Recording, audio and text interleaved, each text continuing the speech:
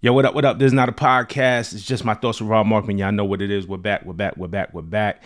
Why? Because last night, Daylyt and J. Cole dropped a song together. It's called "To Play the Collard Greens," and I want to talk about it. All right, the song's produced by Python P and Saint Pat. All right, it's part of yesterday was Monday, so if you've been following Daylyt is part of a crew called A Room Full of Mirrors. Punch heads the crew, Punch from TDE. So it features Punch, it features Daylyt, it features Ichiban Don, aka Willie B, Lyric, Juice, Nico. A bunch of people are in this collective. It's a musical collective, and every Monday they drop a song that either features all of them or a combination of them. It's kind of like not exactly like Wu-Tang, but just like a collective, like a rap collective who collaborates together, who support each other. They're not exactly a group as I understand it, but anybody in this collective, they can split off into a duo, a trio. They can all get on the song together. They could drop a solo song, and it still falls under that Room Full of Mirrors collective. So every Monday they drop a record. It's called Mirror Mondays. So yesterday was Daylyt featuring J. Cole, a plate of collard greens. And I want to clear something up because I saw like two people. I'm not gonna overblow it. But I saw two people on Twitter last night, as I was tweeting about the song, trying to tie the song to Drake.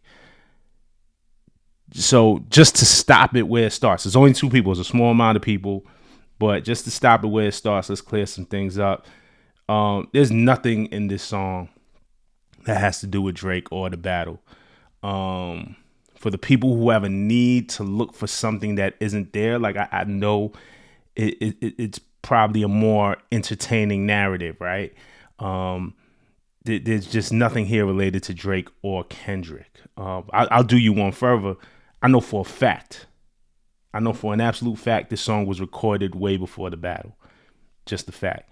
And there are some people, really what it is, and why I get so hard for some people who won't understand, and you're gonna see a lot of this as we're moving forward post this battle. Biggest battle hip hop's ever seen, shook shit up. Obviously people reacted, obviously we were all entertained, and obviously there'll be repercussions for it, right?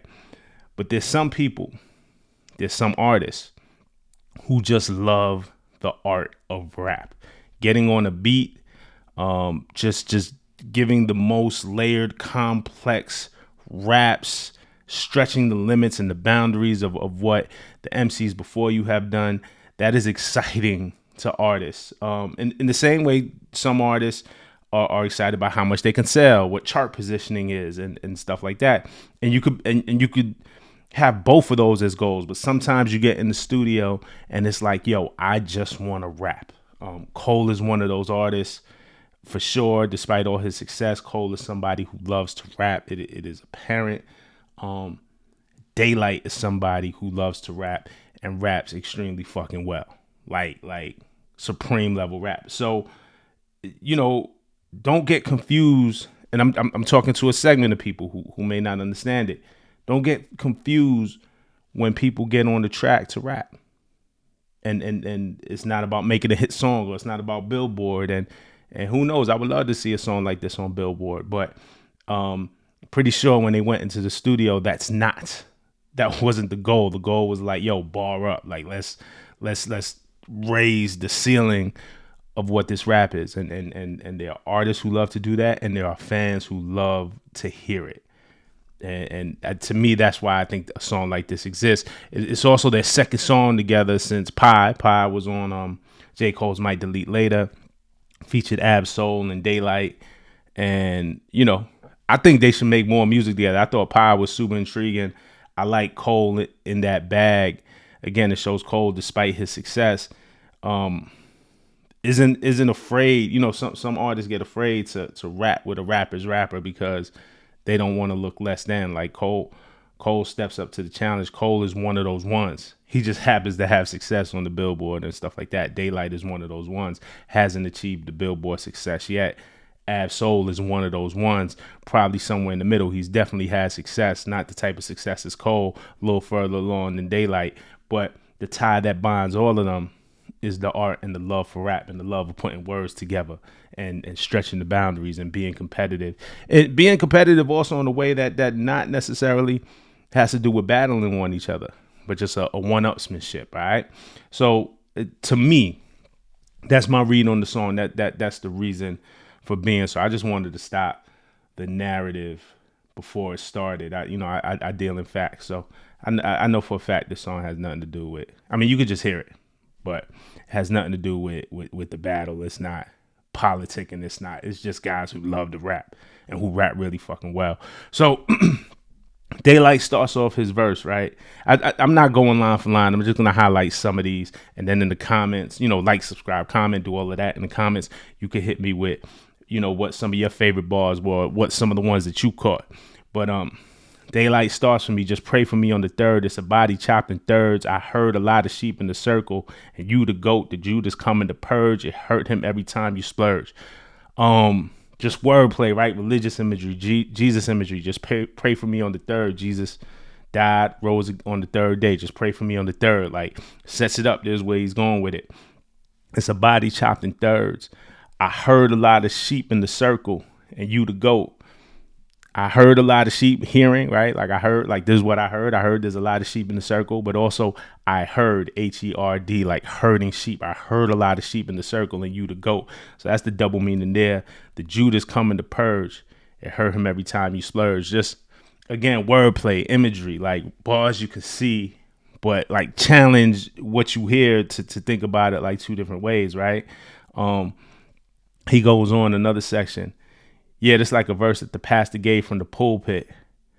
They mad adore me, but I ain't here for the bullshit. So matador, bulls, bullfighting, right? So you can see that. That's pretty simple. They mad adore me, but I ain't here for the bullshit. They also adore me. They mad, like they adore me, like they mad adore me.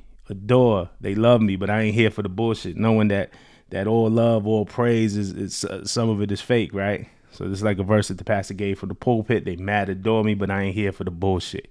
You know what I'm saying? Just again, dope bars. This is probably one of my favorites. This is definitely my favorite of the Daylyt bars when he says, never stress who they gonna bless today. I knew I get a mill. I came from Section 8, ain't stressed the plate. I knew I get a mill, $1 million, but a mill, MEAL. Knew I get a mill. I knew I get something to eat.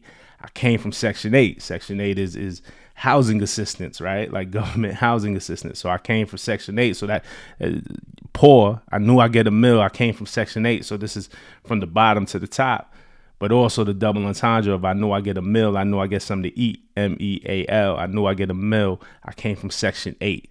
8. ATE. You know what I'm saying? So he's playing with the words here, like mill and Section 8 have everything to do with your economic status, but also mill and 8 has to do with nourishment, right? With eating. Ain't stress the plate, just to cap it off. I thought that was a dope bar. Like, simple. I don't want to downplay it. It's not simple, but it's one of those things like, oh, why not think of that? Like it's almost one of those things. It's complex, but it's like right there in your face. I think it's relatable. Relatable is probably the better word. And when you get it and when it seeps in, it's like, oh shit, oh, okay, I get it. Like, it's not too complex that you got to really bust your brain, and it evokes a feeling, because I think we all had that feeling of starting from a bottom and rising up of not, well, I don't know, of all of us, but being hungry, not knowing when your next meal is coming from type shit. So dope bars. And then another bar from Daylyt when he says, take it to the fact that we was taken, placed inside the trap, tapped with laxative, and we think we running shit, relax and relapse, dope lift up 100 clips. Again, tap with laxatives, and we think we running shit. Just talking about the trap, just talking about, we was taken, placed inside the trap. Like, I mean, he's talking about, I believe he's talking about the slave trade, right? We were literally taken from, placed in America, taken from Africa, placed in America, placed inside a trap, placed inside of a society after slavery where it wasn't designed for you to win at all, right? Placed inside the trap, tapped with laxatives, and we think we running shit. So laxative running shit, pretty dope, man. Again, it's rhyming words, but the verse is still saying something. It's still evoking a feeling. It's still telling the story. So Daylyt absolutely killed it again. Daylyt is one of those ones. Y'all know Daylyt, right? If you don't know Daylyt, battle rap legend, but dude's been in the studio the past couple of years putting it down, man. So shout out to Daylyt, man. I thought this was dope. And then Cole gets into his verse, man. Cole went crazy. It just starts off. The reign is obsolete. Charmaine is out to be celebrated, paraded out in the streets for days, if not for weeks, for bringing us the bleakest burning pit. My words are sick. When it's my turn to kick, I apply pressure like I'm trained to stop a leak. How vain is my belief to say that I could be the greatest y'all done seen with my cadence proper from days I laid across the street. Just gonna get it. First of all, the tourniquet part, right? Like it's all like a setup, right? But for bringing us out the bleakest burning pit. So he's setting up the rhyme there for bringing us, he's celebrated for bringing us out the bleakest burning pit. So, Cole is I'm here to uplift, right? My music is here to uplift y'all. So Cole's to be celebrated for days, if not for weeks, for bringing us out the bleakest burning pit. My words is slick. When it's my turn to kick, I apply pressure like I'm trained to stop a leak. So turn to kick, when it's my turn to kick a rhyme, but the word tourniquet, a tourniquet is I think everybody knows. If y'all know, you're in the hospital, you're in the triage. The tourniquet is if you're bleeding, if you have a wound, let's say you're bleeding in your arm or your leg, and you tie the tourniquet around your arm or your leg or where the wound is to apply pressure to stop the bleeding, to stop you from bleeding out. You know what I'm saying? So, my words are slick. When it's my turn to kick, I apply pressure like I'm trained to stop a leak. How vain is my belief? So, turn to kick, I apply pressure. So he's talking about his rhymes, his verses. I'm trained to stop a leak. So the blood coming out, right? The flow of blood. How vain is my belief? Where does blood flow from? It flows from your vein. So, how vain is my belief? Meaning, obviously Cole being maybe conceited, belief in himself. How vain? How can you believe in yourself this much? How vain is my belief? But also vain because tourniquet, blood, stop the blood flowing out of your vein. I thought the wordplay was ill. Plus, you could just see the bars, right? So shout out to Cole. I thought that was a hell of a way to start off a verse. Again, it's not just putting words together, right? It's words you could see, it's verses you could see, it's lines you could see. The lines is slick, but you could see them because you lived them in this experience, and it might have like a little emotional triggering effect for you, right? So he goes on a little further. The bills is due. As kids, we knew the way the calls would ring. Since mom ain't paid them off, we trained to watch the names across the screen and let collections pass like we failed to make an offering. Gotta channel thoughts because damn, the cable off, it seems. So it was funny if you ever lived, when the bill collectors call. It probably had to do more with the time of day that they would call. But sometimes, and it's a thing, the way the phone would ring, like your moms knew it was the bill. Don't pick it up. Don't pick that up. You know what I'm saying? Because they was coming because you had something overdue, right? So the bills is due. As kids, we knew the way the calls would ring. The calls ring the same every time. That phone rings the same every time. But again, if you've been in this position, when it's the bill collector, the phone rings a little different. You know what I'm saying? You just know. So the bills is due. As kids, we knew the way the calls would ring. Since mom ain't paying them off, we trained to watch the names across the screen. Now this is another level up. When you had call ID, for those who had call ID, that would appear on, when your phone was connected to your cable, you had the call ID that would appear on the screen while you was watching TV. It'll tell you who's calling. So we watch it train the names across the screen. Or he could mean that. I definitely seen that before. I didn't have that growing up, but that came later. Or if you literally had call ID, if you have call ID, the screen on the phone, you could see the name pop up. It could be either or. I'm not sure what he meant. And let collections pass like we just failed to make an offering. So bill collectors, you just let them pass. You don't pick up. Same thing when you're in church. They pass the plate. You fail to make an offering. You just pass the plate. Got to channel thoughts because damn, the cable off, it seems. So you ain't paid the cable bill. The cable shut off. Got to channel your thoughts. So again, the construction, the internal rhyme scheme, and all of this is dope. It's such a technically dope rhyme, but every word means something, and it paints a picture, and it evokes a feeling. Like to me, super ill. Then this one, and I've said this before, right? I feel like there's certain rhymes, there's certain subjects like Michael Jackson, like, or let's go Stevie Wonder. Like, I've heard it before. Yo, you can't see me like Stevie Wonder. Like, we've heard that bar a million times. And I always challenge people. Like, when I hear a Michael Jackson bar, I'm like, here we go again. When somebody does a Michael Jackson setup, because I feel like we've heard every Michael Jackson bar there is to hear. Like, every way there is to flip an MJ bar, I feel like we heard it. So you got to do something elevated to do a Michael Jackson bar. And Cole does this here. He says, deep down, I hated Halloween with all that I seen. Who needs another way to cause a scream? Dangerous is the king of pop. How well they spin your block. No moves, minimal, smooth criminals. The whole gang doing an insane amount of lean that ain't prescribed because there's no doc for the pain they harboring. So deep down, I hate a Halloween with all that I seen. Who needs another way to cause a scream? Scream was the Michael Jackson song with his sister Janet Jackson. So that's your first like hint at Michael Jackson, and he's building up to it. So who needs another way to cause a scream?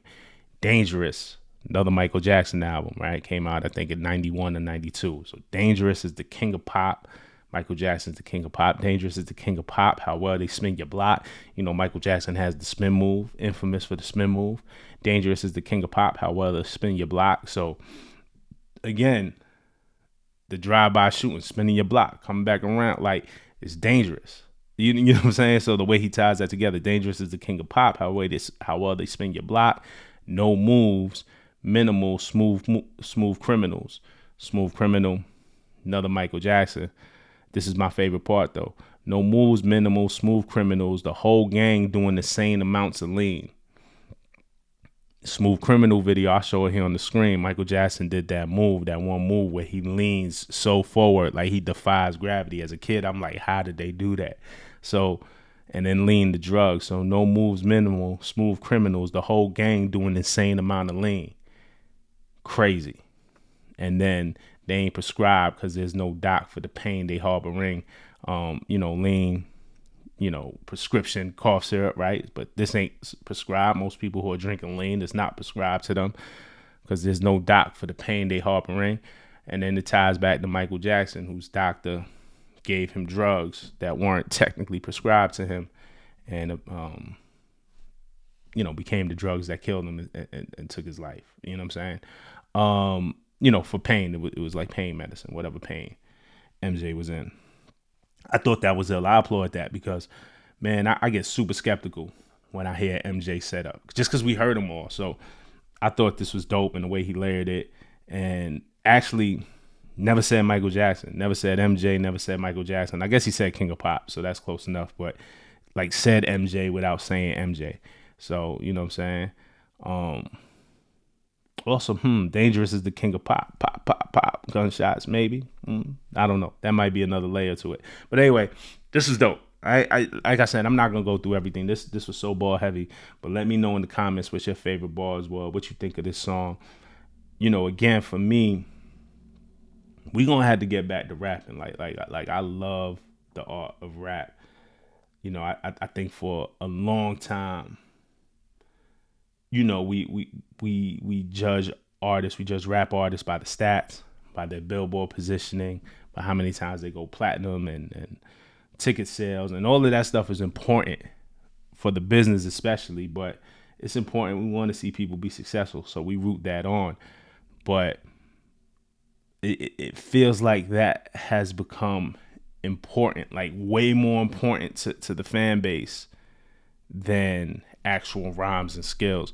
And I think we got to put more emphasis on the rhymes, the skill, the intention, the effort, the yearning to raise the bar, the yearning to push not just yourself to be great, but if Cole is rapping like this, to push other ones, like, oh, I got to step my shit up. The top guy is rapping like this, I got to step my shit up. For the younger ones who aspire, oh, this is what I need to do successful. I got to have this in my bag. I got to be able to rap like this. Daylyt, again, being one of those supreme ones. Also, again, we talked about it not being there in terms of success, but maybe some of the other bigger guys, some of the other real successful guys start looking to the underground artists as well, and doing more collaborations, because a lot of times the collaborations, it seems, are strategic. Like, who can I get on my record as a co-primary that's going to raise my monthly Spotify listeners? Who's going to help me chart? If I pair with this one, because they're so popular, it'll help me chart, it'll help me get on. And it'll be dope if a lot of the bigger artists are looking like, who can I rap with that I know is going to be a bar fest, that I know is going to elevate my pen, that I know is going to thrill and wow audiences and push me to be great, and and challenge the listener to listen deeper. I want to see more of those type of collaborations too, because I think we went too far one way. But I'm going to stop preaching now, man. I want to hear what y'all thought. Like, subscribe, comment. You know what the deal. I'll see you next time. Peace.